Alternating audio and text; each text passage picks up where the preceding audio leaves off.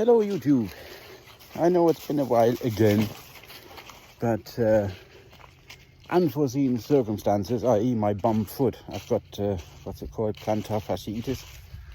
And that didn't let me move around too much. I actually cut one of the trips I do down to South Carolina every month short because I just couldn't walk. And there wasn't much going on here with all that cold. Anyways, I dug the holes for the septic tank and stuff, and then the cold got in the way and turned the dirt that I had sitting next to the hole to go back in again after I put the tanks and plumbing in, turned into icebergs, and I couldn't shift them with a tractor, so I had to wait a while for that. And then the foot didn't play ball, and I thought I'd just give you guys a heads up. I had in this place here, let me turn you around, hang on. I had in this patch my winter crops, i.e. radishes and collard greens and mustard greens and turnips and all that sort of thing, and they just popped up, and I had a handful of radishes, which is all I got out of this thing. The frost just did it all in. There's not a speck of green on this. It looks like I went over with some weed killer. So yeah, the frost got the better of it, and so I'll just till this up in the spring and then get it ready for corn and potatoes and beans and things again. So that'll be that. So I don't have to spray and kill it. I don't do that anyway, but should keep the weeds and bugs down.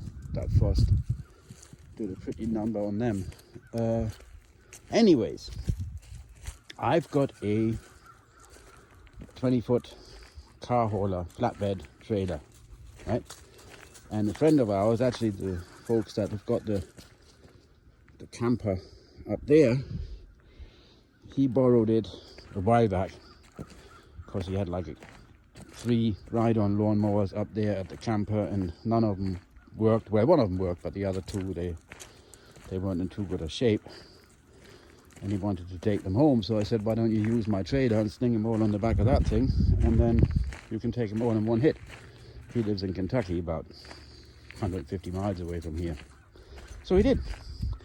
Problem was, my trailer had a couple of holes in the bed. The woodwork on that thing wasn't all that good anymore, and I just put new lights on it and stuff. So I was in the process of doing that thing up. And I thought, when I get the trailer back, I'll cut down a fir tree that I've got at the end of the property, mill that thing up with my Alaskan sawmill, and then put a new deck on it, or at least patch the holes in it. If there's enough lumber in that tree, then I would have done the deck. So I asked him when he's going to bring the trailer back, and he couldn't get a babysitter for his dogs and all that sort of stuff, and it went from one week to another and things. And I said, I'll tell you what, I just come and pick it up, because I need it here right now. I need to pick up some steel to build the sawmill to mill that lot up, minus the dog. And so I said, I'll just drive up and get it. I don't mind. Scenic drive. Never been in that neck of the woods of Kentucky. And so I went up there yesterday, and I couldn't find my trailer because it didn't look like my trailer anymore.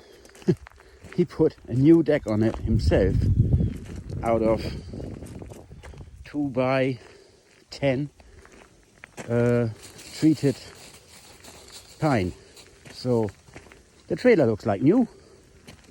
And he said he was ever so sorry that the board in the middle wasn't treated, but he couldn't get a full 2" by 4" treated lumber anywhere, so he just put a normal strip in. I said, you silly bugger. That's crazy. So yeah, he just put all new boards on that trailer. What are you two doing? Oh, she's taking him for a walk again. She's growing like a weed, that little thing.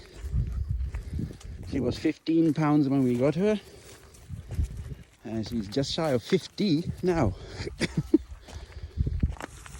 She's now 4 months old, so yeah.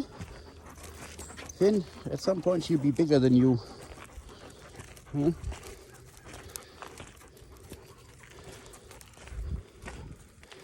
Ellie, don't open his collar up.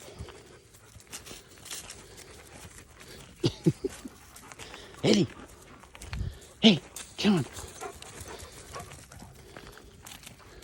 So yeah, that saved me probably 3 days of work of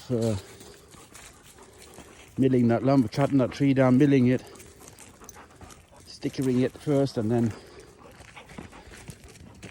cutting it up for a trailer deck. I'll show you what the trailer looks like in a minute.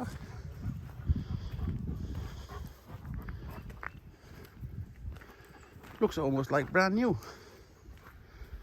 I've got some aluminum fenders, so I'll probably cut these off and put those aluminum things down here that I had from a boat trailer. They're like this diamond plate stuff. I've got 4 of them floating around here. Hello, Rupert, you're in the way. Those 2 and 2 over there. Make a bracket and then stick them on there, and then it'll look like a brand new trailer. Oh, Rupert, go on, give us another one. There you go. Good boy. He's growing. But he hasn't got the voice. He's just going for the looks, I think. Huh? Don't you, Ropey? Can I have another one? Come on. There you go. Good boy. Ellie. Right, let's get the dogs back inside. Come on, girl. So yeah, so now that is defrosted back here, I can level that. I put the dirt, heaped it up a little bit so that when it sets, I can probably, now this has been sitting now for like 2 weeks,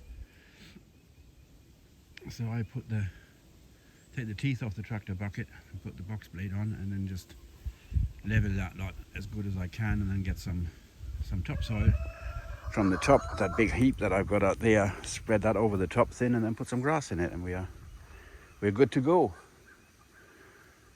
And I think it's going to rain in a minute. And she loves that dirt pile.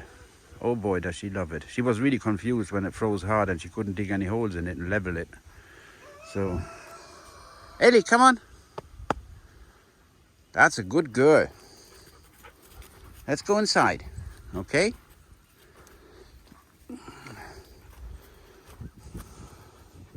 She's just doing this because she's on camera. Usually she doesn't listen that way. That's why she's got that training collar on her, because she'll just wander off and do her own thing, but that's the breed.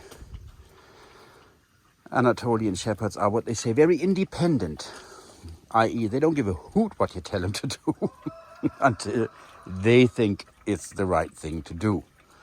Luckily we got this guy, and he's doing most of the training with her, so wherever he goes, she goes. She loves him. Right, puppy, let's go back inside. You've got snots on your neck there. Let's go back inside.